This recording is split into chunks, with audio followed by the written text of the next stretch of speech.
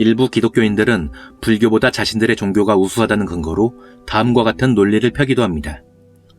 부처님은 죽어서 멸했기 때문에 불교는 인간의 종교이지만 예수는 죽어서 승천하여 하나님 옆에 있으니 기독교는 신의 종교이다. 따라서 신의 종교인 기독교가 인간의 종교인 불교보다 더 위대하다. 하지만 이러한 주장은 진짜 부처님이 무엇인지를 모르기 때문에 나온 말입니다. 심지어 불교 수행자조차도 육신을 가진 부처님을 진짜 부처님으로 혼동하는 경우가 많습니다. 요마경에는 평생 석가모니 부처님을 가까이에서 시봉했던 아난존자조차도 화신불과 진불을 혼동하는 이야기가 나옵니다. 부처님께서 병원이 나시자 우유를 얻기 위해 어느 날 새벽 아난존자가 바라문 집 앞에 서 있었습니다.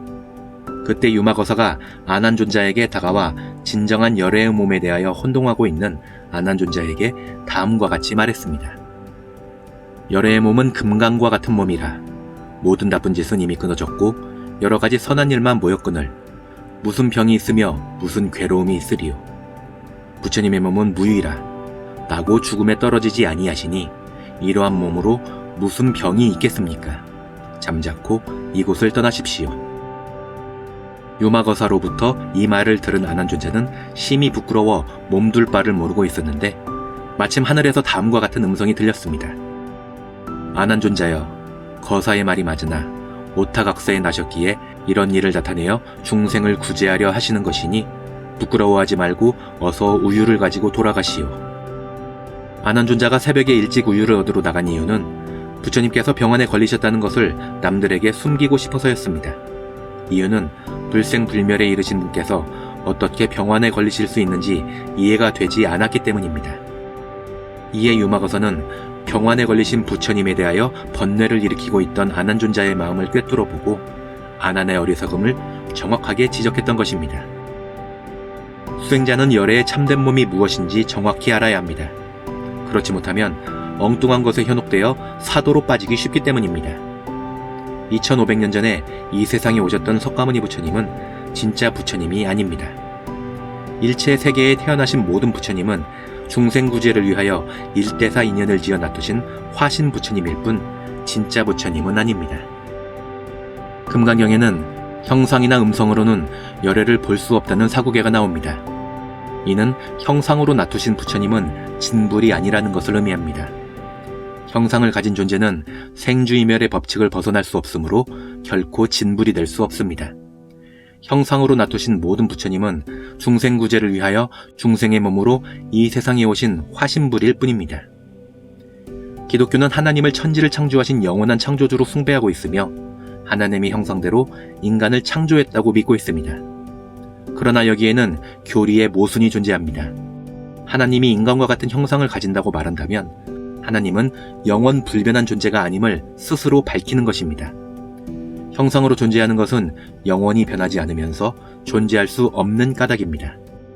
게다가 기독교가 제시하는 궁극적인 목표인 천국 또한 절대적인 경지가 아니라 여전히 상대적인 세계 안에 존재합니다. 아무리 좋은 곳에 가게 되더라도 절대 경지가 아니라면 그곳에서 누릴 수 있는 행복은 일시적일 뿐입니다. 왜냐하면 그곳에는 여전히 자타가 구분되므로 갈등이 존재하고 시간이 있으므로 변화와 생멸의 고통을 겪어야 하기 때문입니다. 모든 괴로움의 원인이 되는 상대 세계를 초월하고 절대 경지에 이르러야 영원한 대자유와 영원한 행복을 누릴 수 있습니다. 불교의 궁극적인 목표는 바로 이러한 절대 경지인 진불의 경지, 열애의 경지에 일체 중생이 이르는 것입니다. 이러한 불교의 교리는 타 종교의 교리와 분명히 구별됩니다. 그렇다면 열애란 무엇일까요? 요마경을 보면 부처님께서 유마거사에게 어떻게 열애를 봅니까? 물으시니 유마거사는 다음과 같이 답하였습니다.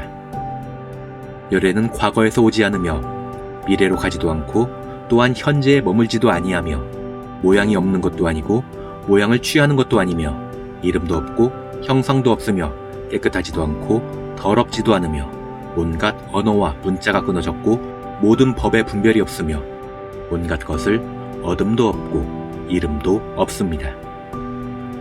즉 열애는 상으로 나타난 개체적인 존재가 아니며 상대적인 세계를 초월한 절대적인 경지라는 것을 밝힌 것입니다. 상견 중생이라는 말이 있습니다. 중생은 현상으로 드러난 것만을 중시하고 이면의 본질은 보지 못한다는 뜻입니다.